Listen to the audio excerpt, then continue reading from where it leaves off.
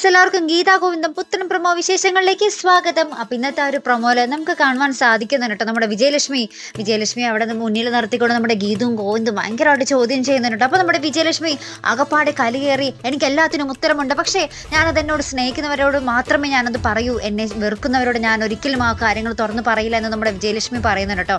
അതിന് പിന്നാലെ നമുക്ക് കാണുവാൻ സാധിക്കും നമ്മുടെ ഗീതവും ഗോവിന്ദും തമ്മിലുള്ള ഒരു പതിവ് പോലത്തെ കുറച്ച് റൊമാൻറ്റിക് രംഗങ്ങൾ തന്നെയായിരുന്നു കേട്ടോ. അതിനുശേഷം നമ്മുടെ ധ്യാനും നമ്മുടെ രഞ്ജുവും തമ്മിൽ ഭയങ്കര ഒരു ഉടമ്പടിയൊക്കെ നടക്കുന്നു കേട്ടോ. നമ്മുടെ ധ്യാൻ അവിടെ നിന്നും എങ്ങനെ എസ്കേപ്പ് ആകാൻ ശ്രമിക്കുക കേട്ടോ. എന്നിട്ട് പറയുന്നുണ്ട് 6 മാസം കഴിഞ്ഞ് നമ്മുടെ രഞ്ജുവിനെ കൊണ്ടുപോകാമെന്ന് പറയുന്നുണ്ട്. അപ്പോൾ ഇവർ തമ്മിൽ സ്വകാര്യമായിട്ട് സംസാരിച്ച് നമ്മുടെ വിജയലക്ഷ്മി കേൾക്കുന്നുണ്ടാവും.